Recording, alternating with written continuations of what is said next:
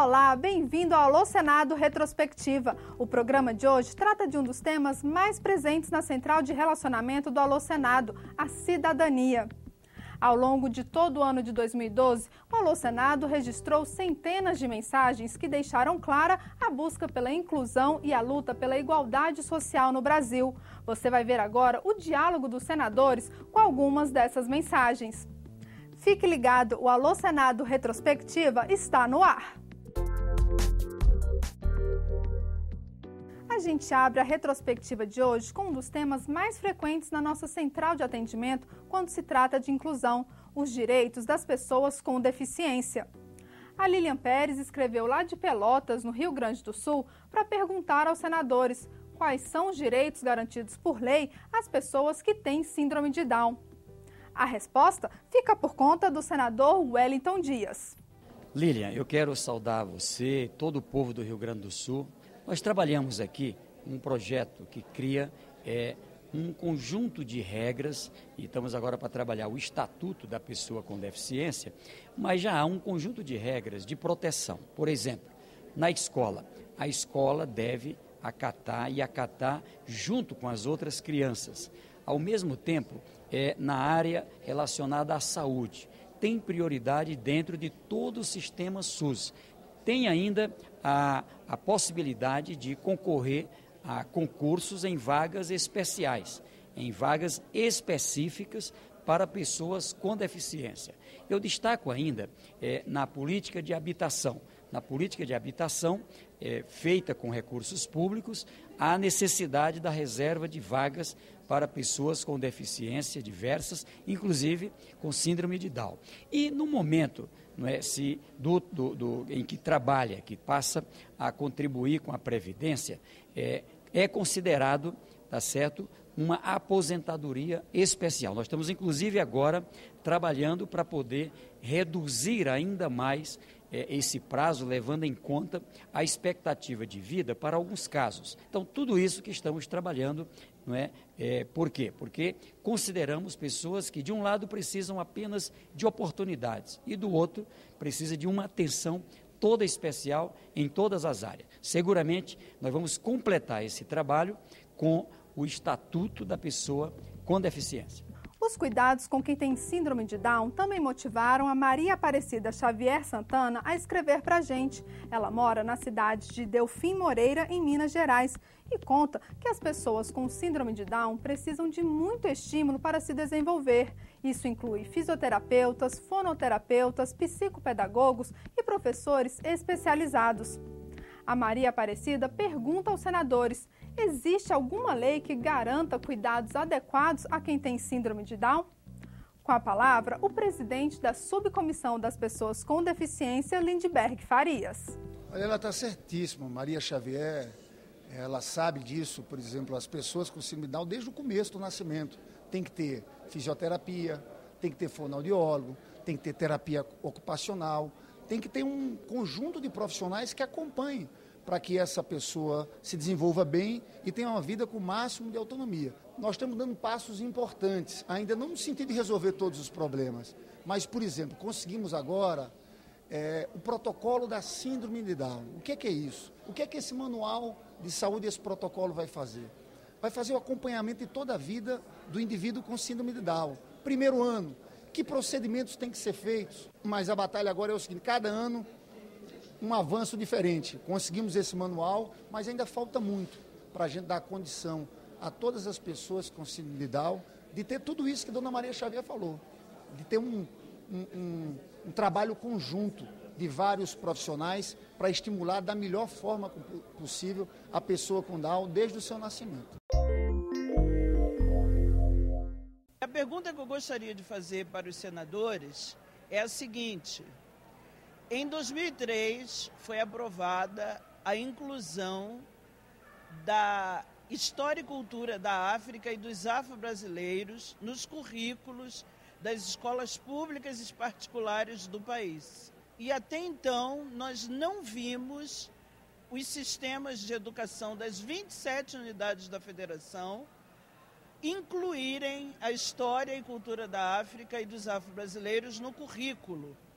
Eu gostaria de saber como os senadores da República poderiam nos ajudar nessa luta para que realmente nós tivéssemos efetivada a aplicação dessa lei nas escolas públicas e particulares do país.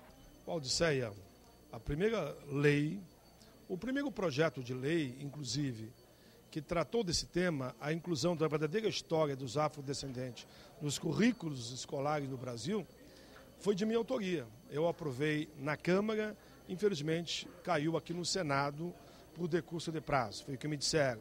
Mas depois a deputada Esther Gross, me lembro, apresentou um outro projeto junto com o deputado Benhur e ele virou lei. Mas você tem razão, virou lei, mas menos que 20% dos municípios brasileiros, que são quase 6 mil municípios, adotam efetivamente nos bancos escolares a verdadeira história sobre a participação do povo negro na formação do povo brasileiro. O que nós estamos fazendo é cobrar de cada prefeito, de cada secretário de Educação no Estado, do Ministério da Educação, tem que haver, no meu entendimento, uma grande campanha a nível nacional para que essa história, que trata também dos índios, seja contada corretamente na sala de aula. A população, ela tem que se apoderar da lei e exigir o seu cumprimento. Se cada município fazer esse movimento, eu tenho certeza que os currículos das escolas vão sim garantir a verdadeira história do povo negro contada na sala de aulas. No mapa da desigualdade social do Brasil, uma região que merece atenção especial é o semiárido. Situadas principalmente no Nordeste, as áreas de clima semiárido estão entre as mais pobres do país. Quem está interessado em melhorias nessa região é o Eutrópio Aécio de Carvalho Souza, que mora em Jacaraci, na Bahia. Ele quer saber por que não existe mais apoio governamental para as iniciativas pelo desenvolvimento do semiárido, como os projetos da Articulação do Semiárido, conhecida como ASA, e as escolas Família Agrícola. Quem responde é o senador Inácio Arruda. Eutrópio, primeiro agradecer a sua pergunta e o prazer em poder dialogar com ela. Não numa resposta definitiva, porque depende de um projeto de governo, de um plano de governo, da ação do governo. Mas naquilo que toca a responsabilidade do Legislativo, nós praticamente aprovamos todas as iniciativas que beneficiam o pequeno produtor rural, e especialmente aqueles que estão na região semiárida, que é o Nordeste brasileiro, que precisa da ação de uma instituição como a Articulação do Semiárido, a ASA, precisa da ação de outras instituições, como os sindicatos rurais que atuam nesta área, o pessoal do Movimento dos Sem Terra, que também atua na área de fortalecimento da pequena produção, que se torna grande a partir do apoio, se você articula todo esse movimento.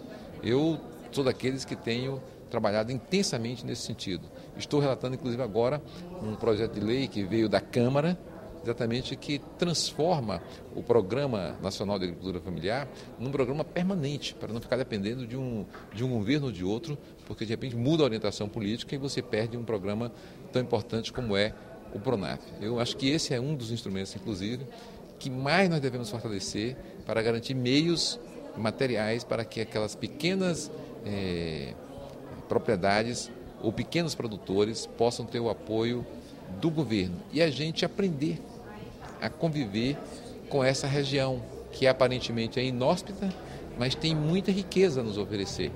Quando o assunto é cidadania e inclusão social, as comunidades indígenas estão entre os grupos mais presentes nas mensagens ao Alô Senado. Entre elas está a do Carlos Borromeu Fernandes Pereira, que escreveu para a gente lá da cidade paraense de Marabá.